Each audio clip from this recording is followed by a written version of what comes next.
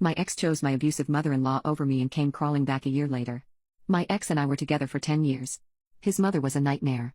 She would spend her time belittling me and trying to humiliate me. I would always tell him what she did, but he would always brush it off as her being a loving and overprotecting mom. When she would say something racist because I'm Hispanic, he would laugh it off. He would also get mad at me if I ever stood up for myself. The straw that broke the camel's back when we had our daughter. My mother-in-law would always try to parent her and say I was a bad parent.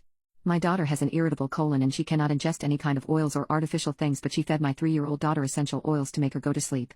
My daughter ended up in the ICU. I had it and confronted my husband, who said she'd only did what she thought was best. I lost it and went to my parents to draft a divorce agreement. His face was like that Pikachu meme when I served him. He didn't know why I was doing that because we were happy. A year has passed and my monster-in-law tried every dirty trick in the book to take my daughter.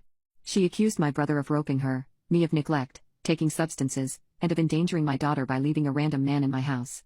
My ex stood up for his mom, saying that I broke his heart and she did only what's best for him.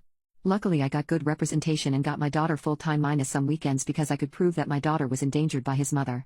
Although, I knew that my ex needed to be permanently in my life because of my daughter. Since then, my ex-brother-in-law got married to an African-American woman, so of course my ex-mother-in-law flipped, calling him the N-word. He actually stood up for his wife and my ex-husband got his undies in a twist. My brother-in-law basically opened his eyes to how crappy he was being and that their mom treated me the same way she treated his wife. My dense ex finally started understanding, but I was already seeing someone. The guy I am seeing is great, and have even met his parents. His mother is normal. She treats me like a human being and tries to make me and my daughter feel welcomed. My ex got wind of the situation through a mutual friend, and guess who is now flipping out? He started bringing flowers and chocolate, I don't even like chocolate, to pick up our daughter. He sends me cards and SMS with heart emojis. Yesterday my daughter was at my mother's place and I was at home with my boyfriend. My ex appears at my front door crying, clutching my engagement ring, begging me to come back. He wouldn't go and started demanding that I come out to talk to him. My boyfriend told him that he would call the police, and in his pathetic fashion he threatened to lay hands on my boyfriend. I closed the door and let him pound sand. Today he picked up my daughter for a day trip, and when they came back my daughter was asking if I loved my boyfriend more than her. I already told my daughter that it was impossible because my love for her is infinite and there is nothing bigger than infinite. I now know my ex is trying to make my daughter hate me and is using my daughter as ammunition. I spoke with my lawyer, who confirmed that we could have a case for domestic violence by proxy. A social worker will be visiting us in the next few days to talk to my daughter about this. My ex chose my abusive mother-in-law over me and came crawling back a year later. We sat down with my daughter to chit-chat in preparation for the visit with the social worker. We knew we couldn't prompt any kind of responses by asking overly specific questions, so my mother asked my daughter, "Kat, what do you and Daddy talk about?"